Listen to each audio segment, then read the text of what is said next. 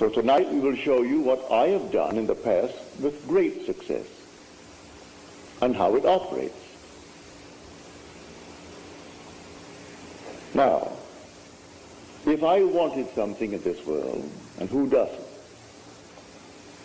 I would formulate an act which would imply that I have it.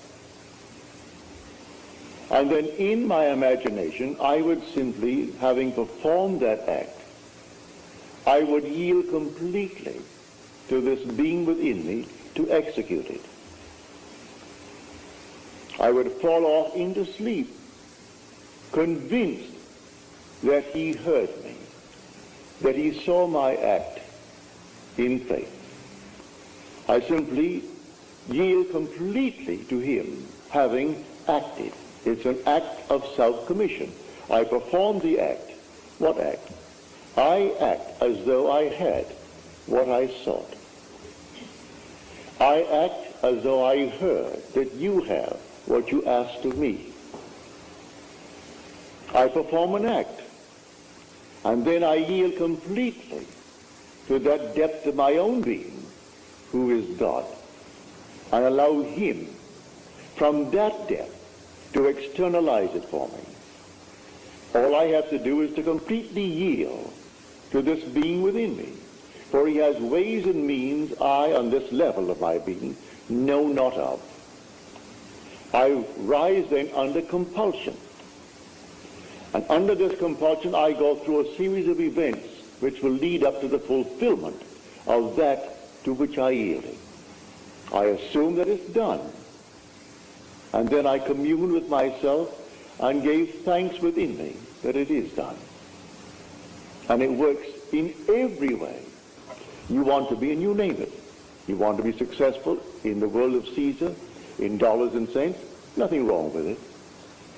You want to be a successful doctor, successful lawyer, I don't care what it is. You want to be, well then formulate in your mind's eye what it would be like if it were true. How would you see the world if you were now the man that you would like to be? See it in your mind's eye, and then yield yourself completely to the depth of your own being. How do I do that? Simply fall asleep in the assumption. I dare to assume that I am the man that at the moment reason denies, and then fall asleep in that assumption, leaving it completely to the depth of my own being to externalize it in my world. I will wake tomorrow morning under compulsion to do certain things which I had not formulated, I hadn't determined. I'll find I'll meet the right people. I'll do this, I'll do that, I'll do the other. And it all adds up towards the externalization of my assumption. So within you is that power, within you is that wisdom to do anything that you desire in this world. So this is the faith of which I speak. How do I do it? You can sit right here. And you go to bed at night, as you're told in the 4th Psalm. Commune with your own self upon your bed and be silent. You don't commune with another, you commune with your own self. That's God. For the self of man is God. When you say I am, that's God. There is no other God. But you don't see him now. He has become invisible. The darkest night in the world was when God became invisible. He told the story to all of us before we set forth. Then he became invisible and took up his residence in us. He became invisible. And in us he is I am, my own wonderful human imagination. That's God. So I don't see my imagination as I see objects in space. For imagination is the reality that is causing these objects in space. So I see the fruits of its activity, but I do not see it because it is invisible. The day will come, I will see it. I have seen him. He has no beginning, no end. He is the Ancient of Days. But he's infinite love. There's nothing but love. Yet he will wait on us just as swiftly and as indifferently when the will in us is evil as when it is good. For it is he who does all things, that I kill, I make alive. I wound, I heal. I do all these things, and none can deliver out of my hand. So if the will in man is evil, he will execute it. If it is good, he will execute it, because there is no other creator. So it is entirely up to man what he imagines. What am I going to imagine? But remember, when I imagine, I must imagine and then completely yield. That is faith. You've been taught to believe you're a worm. You came out of a swamp. And then suddenly you became a tadpole. Then you became something else. And finally you find yourself a man. Forget it. You are the gods who came down from heaven and assumed the restriction, the limitation of man. This is the limit of contraction, and you assumed it. And you're going to fulfill a definite purpose in man. And while you walk the earth as man, that predetermined plan will erupt within you, and the whole thing will unfold within you, beginning with the resurrection. The resurrection did not take place in the Near East, in some little place where they're looking for it now. It takes place in man. Man is where God is buried. The Holy Sepulchre is the skull of man. It's not in the Near East. The Bethlehem that they're talking about is in the skull of man. Zion, his holy place where he dwells, that's the skull of man. And the whole drama unfolds within man. And man awakens within himself to find himself completely sealed within his skull. And he comes out like a child being born out of his own skull.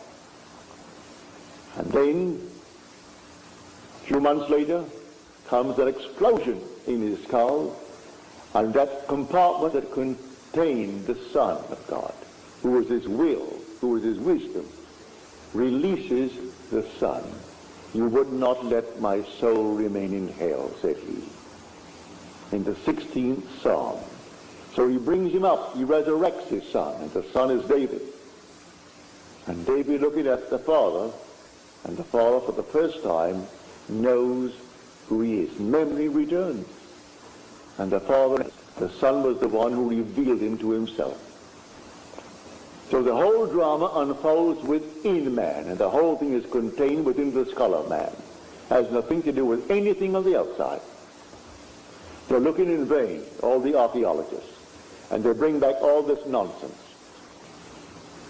You are the Lord Jesus Christ. There is nothing outside of man. The whole drama takes place within man. It has nothing to do with anything outside. You're living in a world of shadows, and the drama is within. So let us now get back to this simple approach of faith. Do you know what you want, either for yourself or for another? Construct a scene which would imply the fulfillment of your dream. Just construct it. Enter into it just as though it were true. Feel what it would feel like if it were true. And give thanks to the one who is going to execute it. It's your own being, I grant you, but he is the depth of your own being. He is the Father. You haven't yet found him, but he is the Father. And you are now on the surface of your being. So fall asleep in the conviction that things are as you desire them to be, in confidence that he will execute it. I use the word he, it's yourself. But for clarity's sake, I say he, because you're not aware of him as yet. You will be one day. Everyone will be aware of that being. And because that being has one son, And that one Son is the Son of all. We are one. There's only one. There aren't millions of gods, only one God. But the one God is made up of a brotherhood. And we are the brothers, raising ourselves to the level of the one God. But I've been sent to tell you this, and tell you I will and must. If only a few hear it, what does it matter? You hear it with conviction. Because I tell you the truth, it will last.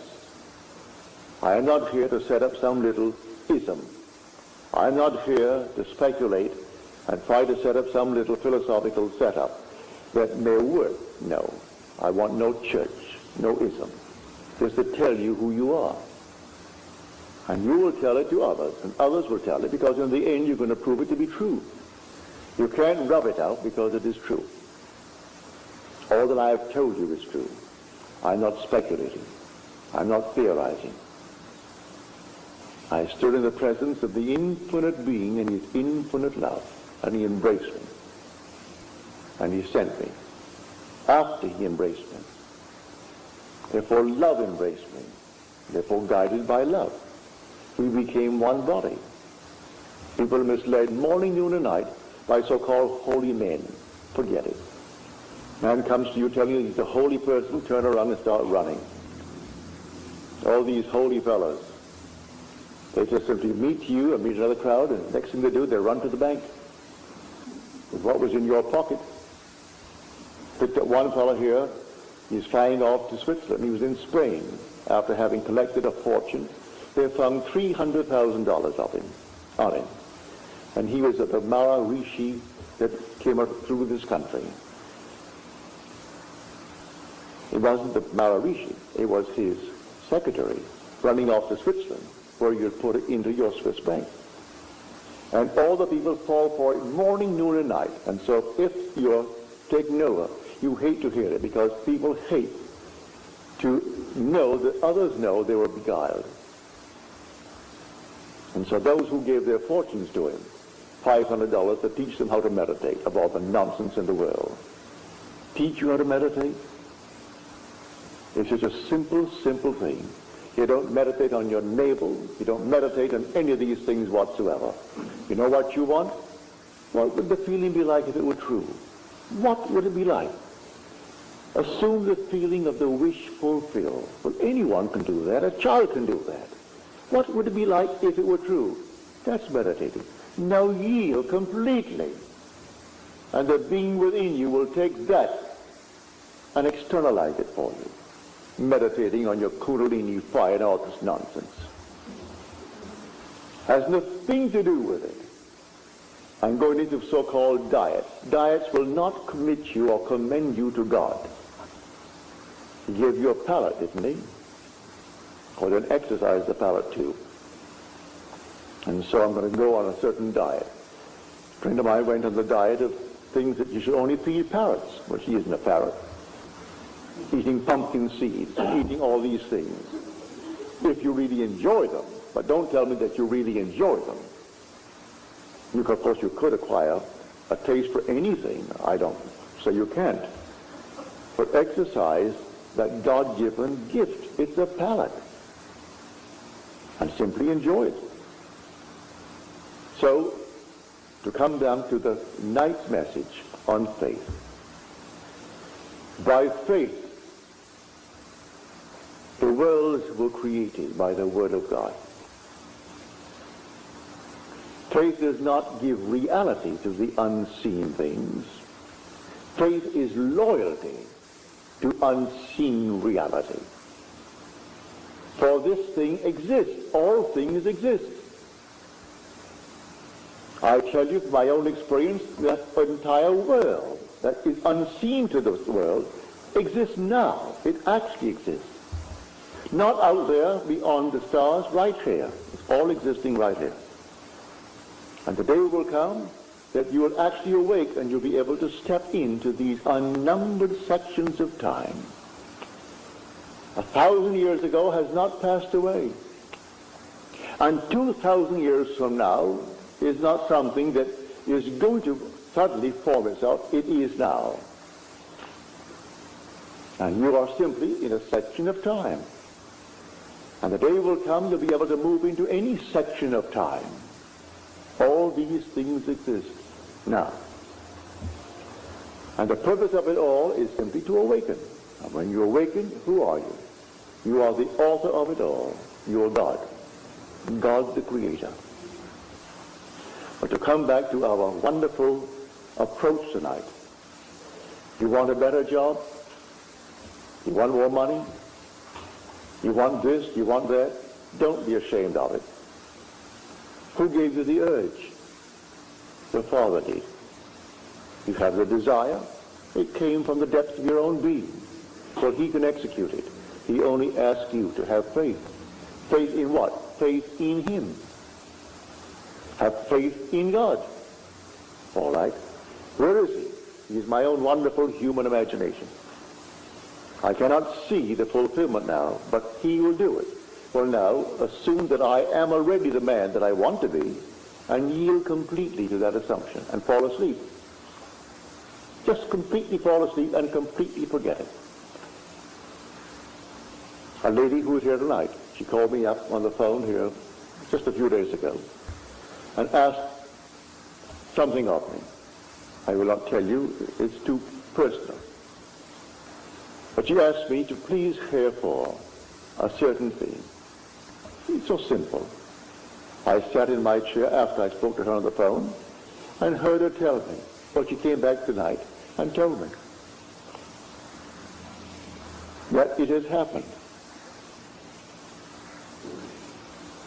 She is here. She's seated here tonight. Drove all the way in from San Bernardino to tell me this story. And it simply worked. What did I do? It didn't cost me anything. Cost you nothing. What does it cost anyone to have faith in God? Why put a price on it? Why charge anyone? It costs nothing.